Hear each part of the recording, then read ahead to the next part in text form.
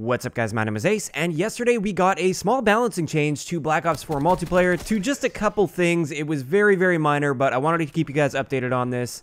The first thing that was changed is the Saug 9mm got a little bit of a buff back to its stock attachment.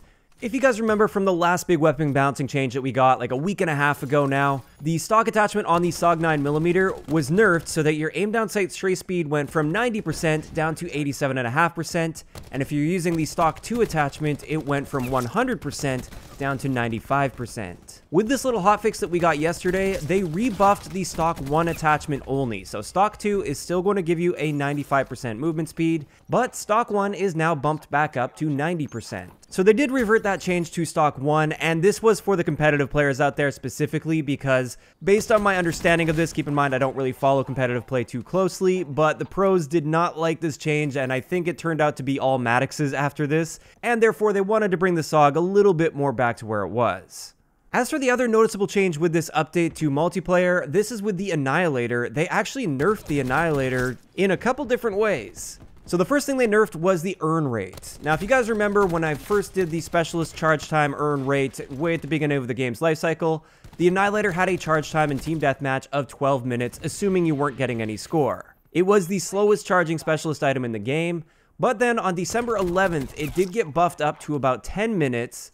Now with this update, they're nerfing it again, but not all the way back to 12 minutes. It's now an 11-minute charge time for the Annihilator, so it's somewhere in between where it was, which I personally am not a big fan of this particular change. I don't think the Annihilator needed a nerf at all. Once again, this change was targeted towards competitive play, and the Annihilator apparently was just a little bit too good at wiping teams, but I don't think it was the charge time that needed to be touched. So the next thing that they also changed with the Annihilator is the rate of fire, and this is something that I completely agree with. They have nerfed the rate of fire very slightly on the Annihilator. So what this means is it's just a little bit less forgiving. If you miss your shot, it's going to take you slightly longer to get that second shot off, and I think that's how it should be. The Annihilator, in my opinion, should be a high-risk, high-reward type of a weapon, where if you hit your shot, they're guaranteed to be dead unless you're shooting through some really thick cover or something like that.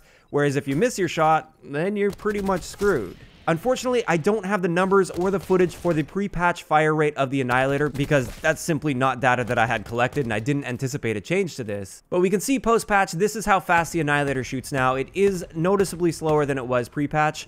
And I think this is a good thing. If you miss your shot, it's going to be less forgiving. The enemy's going to have a little bit of extra time to finish that kill off on you before you get the second shot off. Having said that, the Annihilator is one of these specialists that you have to actually have decent aim with in order to be effective with it. And therefore, that's why I feel it didn't need a nerf to its charge time in addition to this fire rate nerf. But that's just my opinion on that. I should also mention this nerf does apply to the Annihilator in Blackout as well, which isn't really all that significant because it's not like it's a frequently used gun within Blackout. Another thing that changed with Seraph, not necessarily with the Annihilator, but with Seraph, is the Tactiploy insertion score went from 15 to 30. So if somebody uses your Tactiploy beacon, you will get 30 score for every person that does that instead of just 15, which I think is great. That will encourage people to be using Seraph a little bit more often. And another thing I wanted to mention, this is something that actually changed with the big update from a week and a half ago that kind of flew under the radar. I haven't seen it talked about. It wasn't in the patch notes or anything as far as I could tell.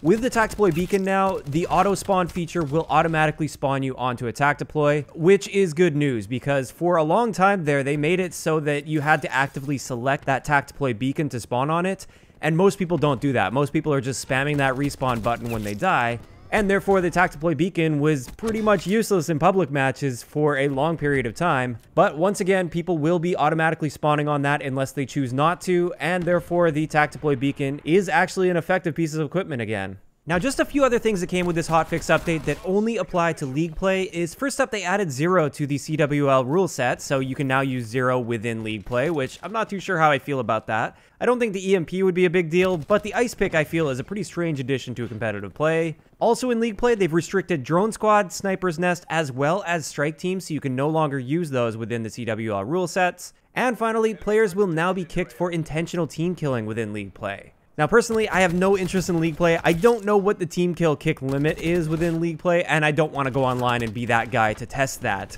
But after this hotfix, just know if you kill too many of your teammates within League play, you will be kicked from the game. And with that, that pretty much covers everything we saw with yesterday's hotfix.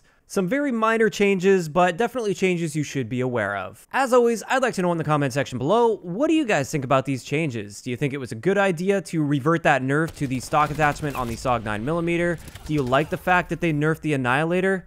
Just in general, what are you guys thinking about this quick little update? If you enjoyed the video, a like rating is always appreciated, and don't forget to subscribe for more if you haven't already. I'll talk to you guys next time. Yeah.